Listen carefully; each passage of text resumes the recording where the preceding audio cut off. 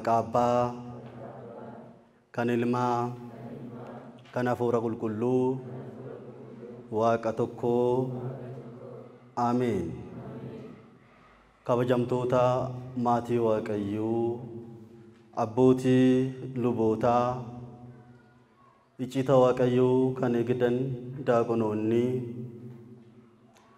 faarfattoota mana sanbataa abbootii haalolii iddoo qulqullaa'aa kanatti kan walitti qabamtan waamicha Waaqayyoo dhageessanii kan dhuftan hundumti keessan maqaa Waaqayyoo Gooftaa Yesuus Kiristoosiitiin akkam ooltanii akkam yoona dhaqqabdan Ameen. Waaqayyoo nu waamee iddoo kanaan sa'atii kanaan nu ga'eef galanni isaaf haa ta'u. Ameen. Nageenyi badhaadhaa sa'aa namni nagaa gadaa fayyuun nagaa biyyi keenya nagaa kan nuu kenne eenyuudha? Gadaafis nagaa kan godhe eenyuudha? Hunda keenyaaf nagaa kan buuse eenyuudha? Waaqayyoodhaaf ilili jedhaa kaa.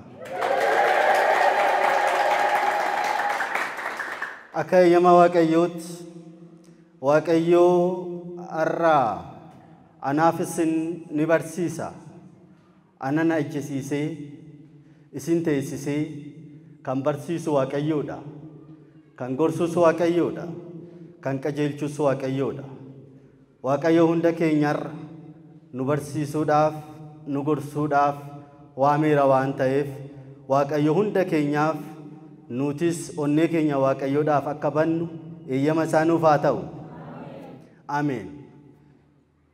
Gara koo koottaa jecha kana jettu gara koo koottaa. Wangeela Maatewos boqonnaa 11 lakkoofsa 28. Akka eeyyama Waaqayyootti Waaqayyo as gubbaa bulee Wangeela Maatewos boqonnaa 11 lakkoofsa 28 irra bulee anaaf isinitti ni dubbata. Gara koo koottaa jecha kana kan dubbate Fayyisaa addunyaa mootii moototaa hangafa hangafootaa waaqa waaqotaa Gooftaa Yesuus Kiristoosidha.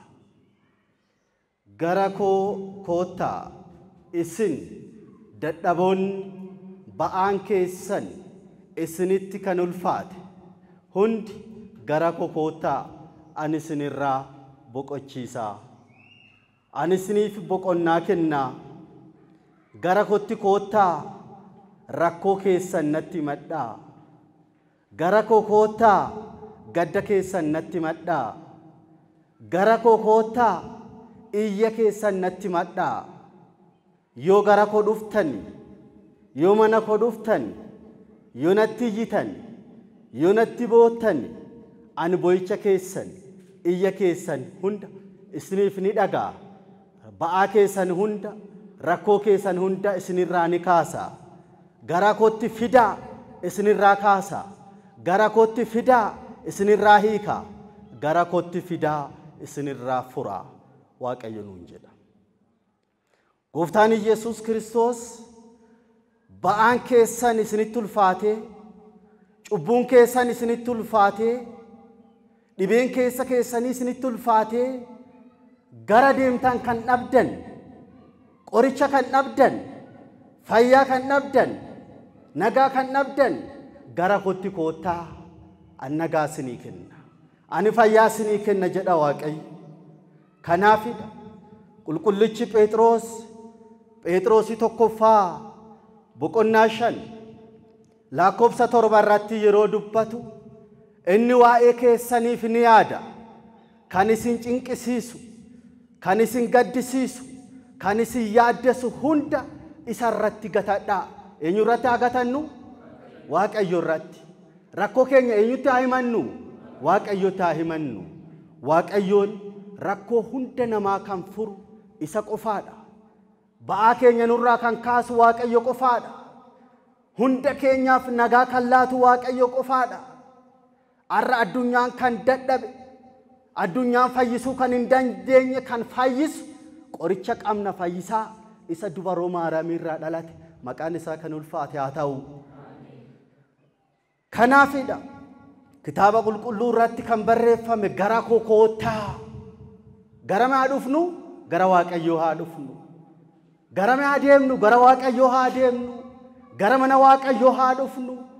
Waaqayyo waan hundarraa bilisa waan nu baasuuf, Waaqayyo ba'aa keenya nurraa waan kaasuuf, Waaqayyo rakkoo keenya keessaa waan nu baasuuf gara Waaqayyootti dhufuu akka qabnu kitaabni qulqulluu kan Gooftaa Yesuus Kiristoos nutti ni dubbata jechuudha. Asumarratti seenaa tokko ni arganna. Wangeela Maariqoos boqonnaa 5 lakkoofsa 22 hanga 30, Wangeela Luqaas boqonnaa 8 lakkoofsa 41 hanga 45 irratti yeroo laallu nama Iyyaairoos jedhamu tokko gara Gooftaa Yesuus Kiristoos sagalee Yesuus Kiristoos dhaggeeffachaa kan ture. Innis luba ta'ee mana qulqullummaa bulchaa kan ture. Mana Waaqayyoo keessa jiraachaa kan ture. Mana kadhannaa keessaa kan hin baane. Intalli isaa baay'ee dhukkubsattee yeroo turtetti gara Gooftaa Yesuus Kiristoos ka'ee ni fiige. Dhufee miila Gooftaa Yesuus Kiristoos irratti kufee ni sagade.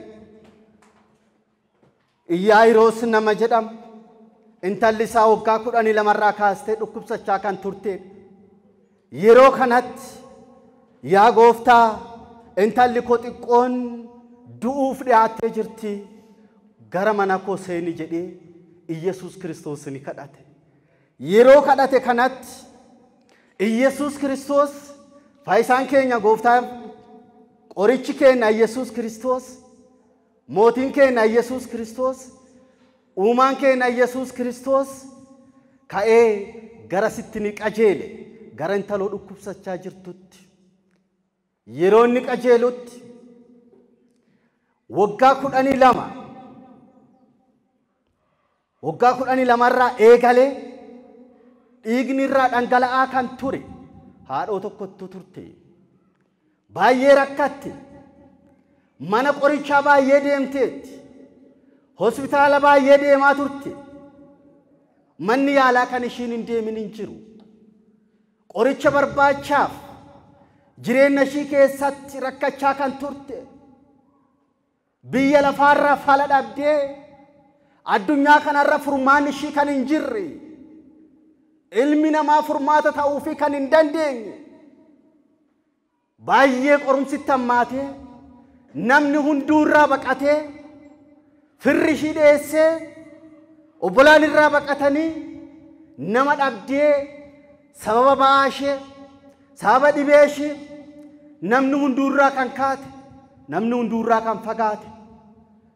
Isheen kun sagalee Iyesuus Kiristoos dubbii Iyesuus Kiristoos fagootti dhaga'aa waan turteef fayyuu ni barbaadde waan ta'eef ammaan boodatti kan mana yaalaa naaf hin ta'u jettee laphee ofiitti murteeffattee turte.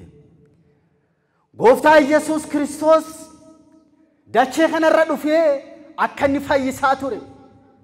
Akka inni namoota hedduudhaaf qoricha ta'e dhageessee turte waan ta'eef namtittiin kun mana qoricha baay'eettis rakkachaa turteetti. Qarshii qabdu hundumaa mana yaalaa irrattis xumuratteetti. Bulmaata ishii keessatti rakkachaa turteetti. Qarshii isin argattu hundumtuu mana yaalaatti jalaa dhumaa tureera.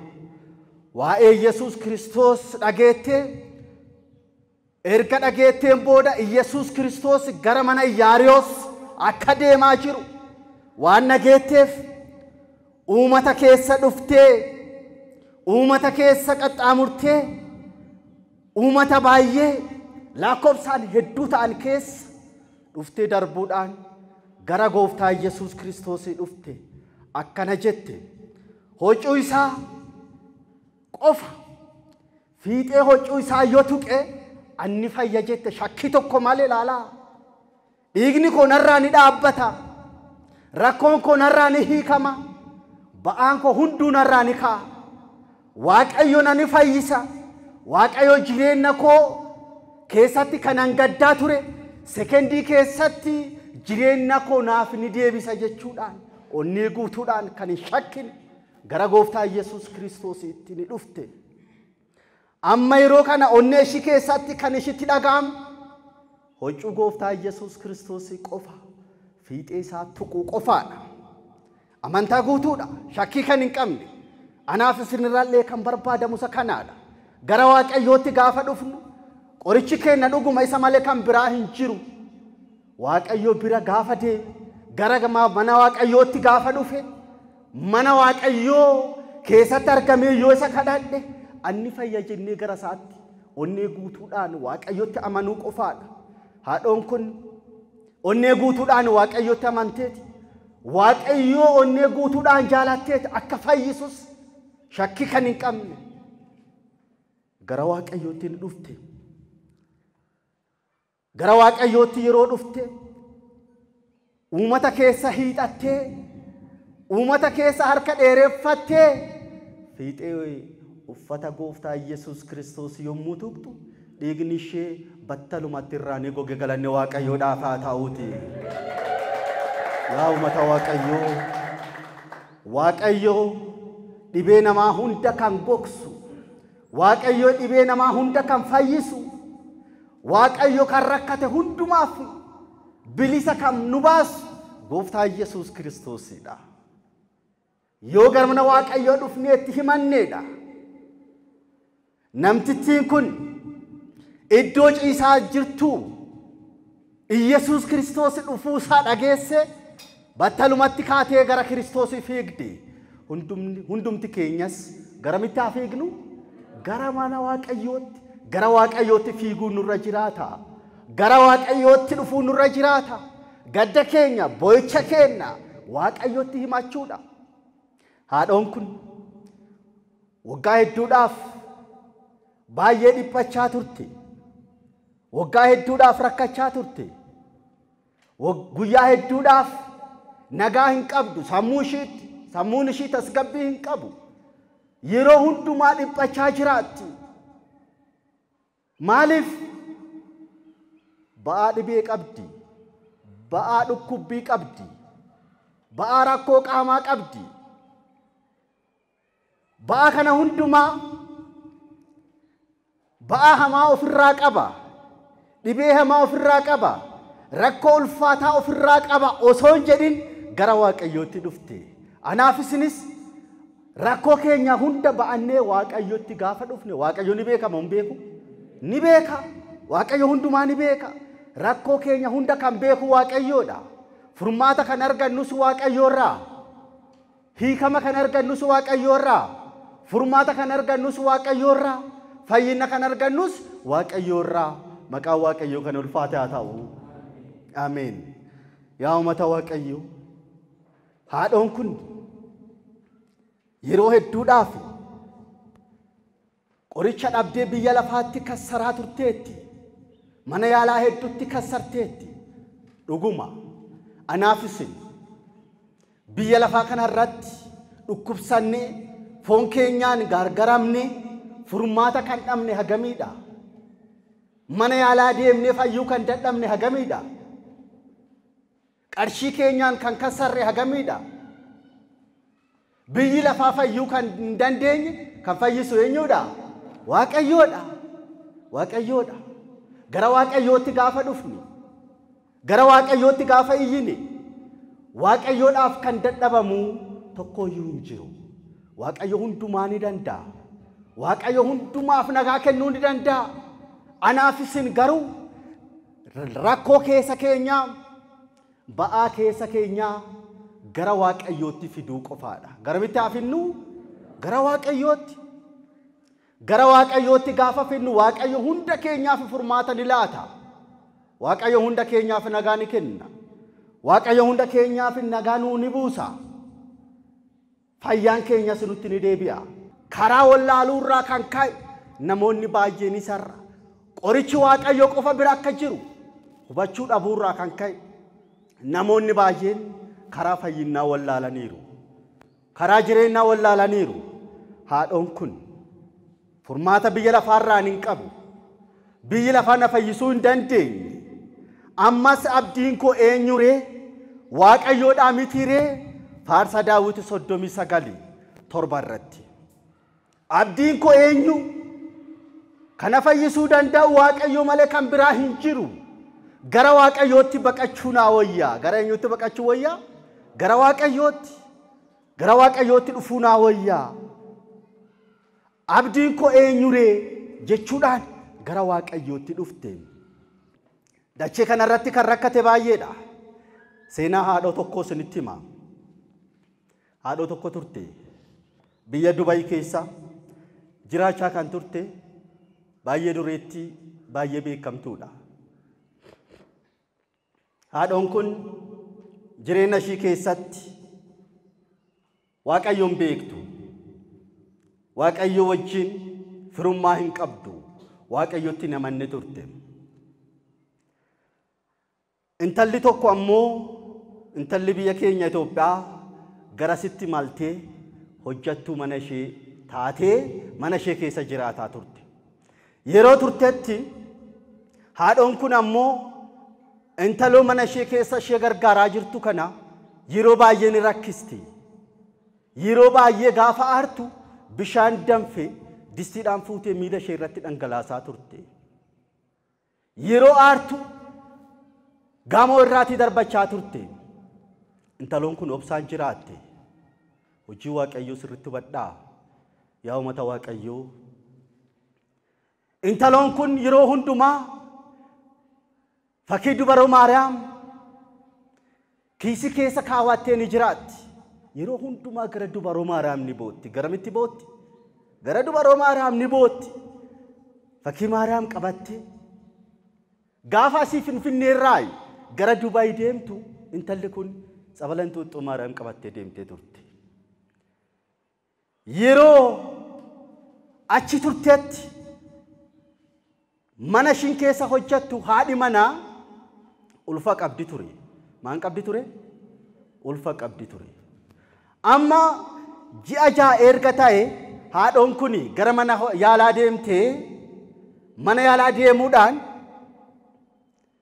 ulfa sana laallachuu yommuu deemtu doktoroota bira yommuu geessu ammoo doktoroonni kan keessa kan jiru lakkuudha lakkuu beektu miti lakkuudha lakkuun sun ammoo walitti qabataniiru hiikamuu hin dandeessu jedhaniin namtittii kana cinqiin qabate baay'eetti ulfaate ammas kaatee mana yaala biraani deemte hospitaala biraani deemte hospitaala biraas yommuu deemtu ammas doktoroonni akkanuma jedhan doktorri kun ammoo maal jedheeni lakkuun kunis erga walitti qabataniin booda qaama kee wajjinis walitti latisa qabu akkam ulfaata yaa uummata waaqayyoo baay'ee cimaadha baay'ee ulfaataadha wanti godhamu hin jiru haadhoon kun gadda keessatti gatamte baay'ee gaddite waan taatu dhabde halkanii guyyaa ni yaaddofte midhaan nyaatuu hin dandeenye maaliif rakkoo gadaameessa ishee keessatti uumame irraa kan ka'e cinqiin ishii qabate yaaddoon ishii qabate kan isin yaaddes hundumaa eenyu irratti gatadhaa jedhe waaqayyoo irratti kan isin yaaddes hundumaa waaqayyoo irratti gatadhaa jedha kitaabni qulqulluun gara kokootaa jedhe waaqayyo ani isinirraa ni kaasa amma yeroo muraasaan booda haadhoon kun osuma gadditu gadda keessa jiraachaa turte gaafa ji'a 9 ga'u ciniinsuunis itti ni dhufe haadhoon kun nan du'a jettee amantee jirti jireenyi itti ulfaateera waan ta'eef rakkoon gadaamessa keessatti uumame sun itti ulfaateera waan ta'eef baay'ee ni cinqamte amma yeroo kanatti ciniinsuun yeroo itti dhufu otoon furamin otoon hiikamin guyyaa jaa turte. Guyyaa meeqa turte? Ciniinsuudhaan guyyaa jaa turuu dhiisaati. Saatii jaa turuun baay'ee ulfaataadha.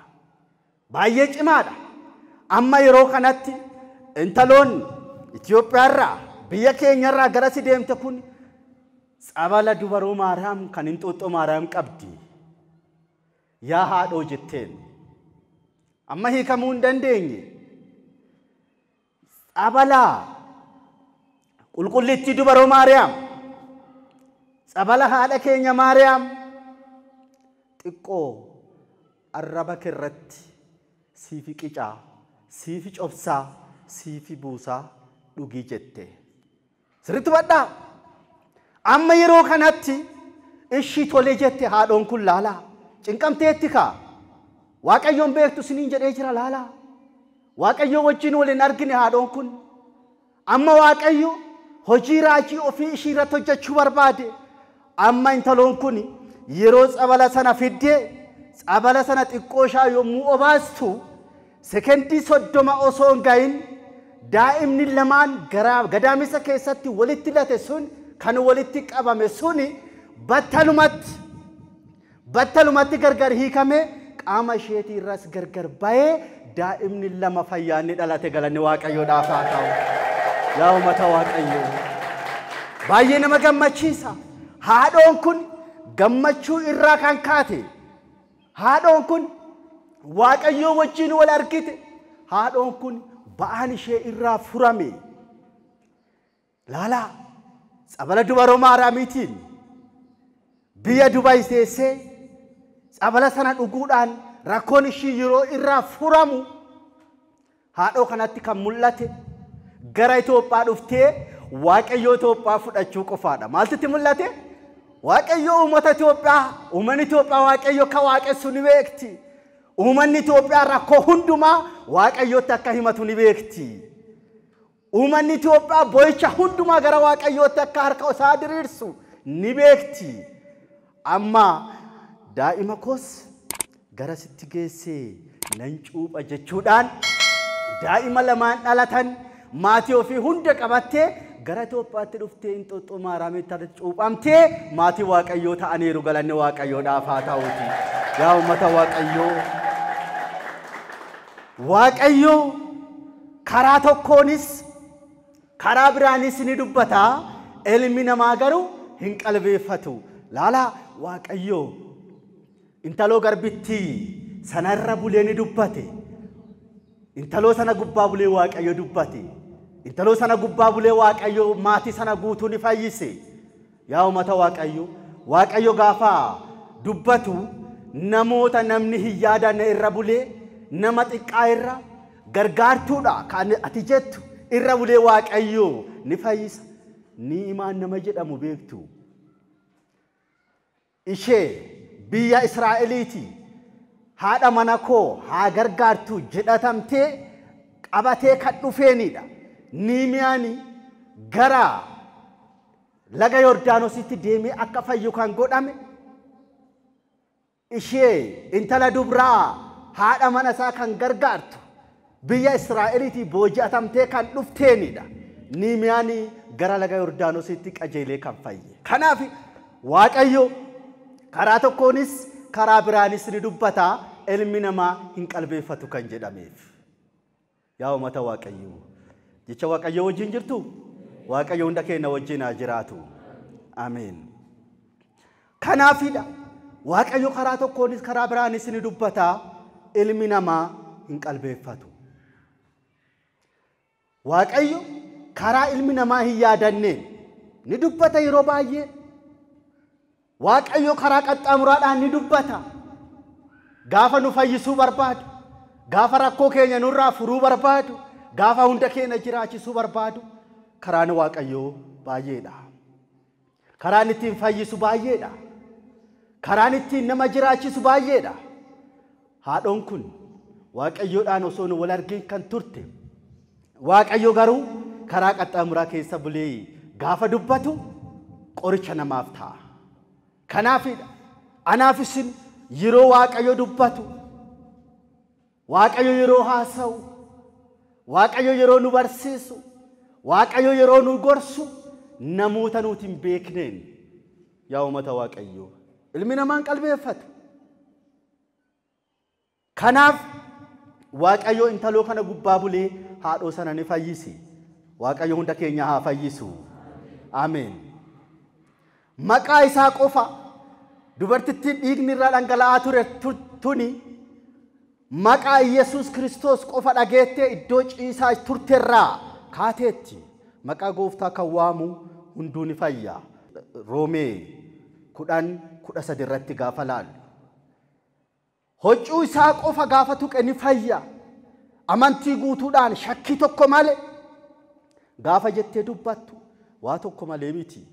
Bakka keessa isheetti guutumaa guututti akka fayyitu qorichi biyya lafaarra akka hin jirre barteetti. Ba'aa ofii hundumaa ba'attee gara Kiristoositti dhufte. Rakkoo ofii hundumaa gara Kiristoositti. Anaaf isinis rakkoo keenya eenyutti haa himannu? Eenyutti haa himannu? Waaqayyotti haa himannu. Gara Waaqayyootti haa finnu. Kan nu dhiphise, kan nu yaaddesse, kan nu gaddisiisu hunda Waaqayyootti gaafa himanne Waaqayyo nurraa ni kaasa. Rakkoo keenya nurraa ni fura. Arranaaf isin namoonni baay'een obbolaan baay'een ba'aa itti ulfaate garatti geeffatan wallaalanii kan mana xonqolaa geessu jira. Laalaa yaa uummata Waaqayyoo. Kan mana xaa'ootii geessu jira. Kan mana seexanaa geessu jira. Kuni wallaalcharraa kan ka'e gara Waaqayyootti fiduu osoo jiru karaa wallaaluudhaan namoonni baay'een karaa dukkanaatti kan deeman baay'eedha. Haadhoon kun akkuma Wangeela Maatiyos boqonnaa 14 lakkoofsa 36 irratti yeroo laallu biyya Genesareet kan jedhamu faayisaan addunyaa gooftaan keenya Yesuus Kiristoosiin markabaan ce'ee biyya Genesareet ni dhaqqabe. Yeroo biyya sana dhaqqabu biyya Genesareet keessa kan jiranu namoonni baay'een naafa kan turan, ija kan hin qabne, gurraan kan hin dhageenye, harki isaa guutuu kan hin ta'in, qaamni isaa hir'uu kan ta'e baay'ee turan. Yesuus Kiristoos qoricha addunyaa kanaa akka ta'e dhaga'aniiru. Yeroo kanatti Wangeeluma Maarqos boqonnaa 6 lakkoofsa 56 irratti yeroo laallu bakka inni seene hunda, bakka Yesuus Kiristoos seene hunda naannoo keessa, magaala keessa, baadiyyaa keessas yoo ta'e dhukkubsataa qabatanii namoonni baay'een duukaa Yesuus Kiristoos deemaa turan. Dhukkubsattooti kun hundumtuu gara Yesuus Kiristoos dhufanii kaayoon isaan kaayeffatanii kan isaan qabatanii deemaa turan yommuu hoccuu fiixee isaatuun tuqne hundumti keenya ni fayyinaa jechaa turan. Hundumti keenya maal ni taana? Ni fayyinaa. Fiixee hoccuu qofa tuquudha. Hoccuu isaa sana qofa gaafa tuqne hunduma keenyaaf nageenyi ni ta'a jechaa turan. Yeroo sanatti naafa kan ture dhufee uffataa gooftaa Yesuus Kiristoos tuqeera. Ija kan hin qabne hoccuu qofa tuqeera. Gurri isaa kan hin dhageenye hoccuu sana tuqeera. Dubbachuu kan hin dandeenye hoccuu tuqeera. Miilaan deemuu kan hin dandeenye hoccuu sana kan tuqu. Hundumti isaanii ni fayyan. Hundumti isaanii nagaa ni argatanii jedha. Ba'aan keessan kan isinitti ulfaate gara koo koottaa ani isinirraa kaasaa jedha. Isinirraa maal godha? Isinirraa kaasa. Kan isinitti ulfaate hunda gara kootti fidaa. Kan isin dadhabse hunda gara kiyyatti fidaa. Ani isin boqachiisa. Ani isiniif nagaa ni kenna jedha. Haadhoo kana gaafa laalle baay'een namaa namni hundumtuu jibbee, namni hundumtuu irraa kan baqate, namni hundumtuu kan gate, namni hundi kan raanfate Waaqayyo raanfata. Waaqayyo dagataa. Hin daganne laalaa. Waaqayyo kan namni jibbee Waaqayyo ofitti qaba. Kan namni fageesse Waaqayyo ofitti dhiyeessa. Haadhoo kana gara ofitti Waaqayyo ni dhiyeessi. Haadhoo kana ofitti ni waame. Dhibee ishee hundumaa wajjin gara ofiitti qabee gooftaan Yesuus Kiristoos ni fayyise. Yesuus Kiristoos waan hundumaaf qoricha akka ta'e namni hunduu ni beeka. Amma Yesuus Kiristoos osuma beeku booda koo dhufee huccuu kan tuqe eenyudha jedhe. Maaliif Yesuus Kiristoos uummata kana barsiisuudhaaf jecha nama tuqe ni beeka. Garagalee haadhoo sana laalaa ture. Haadhoon sunis yeroo kanatti dhiigni irraa waan dhaabbateef battalumatti waan fayyiteef hollachaa sodaachaa gara gooftaa Yesuus Kiristoos dhuftee miila isaa irratti ni sagadde. Hundumti keenya gara Waaqayyoo dhufnee haa sagannu yaa uummata Waaqayyoo. Hundumti keenya gara Waaqayyootti dhufnee haa dubbannu. Rakkoo keenyatti haa himannu.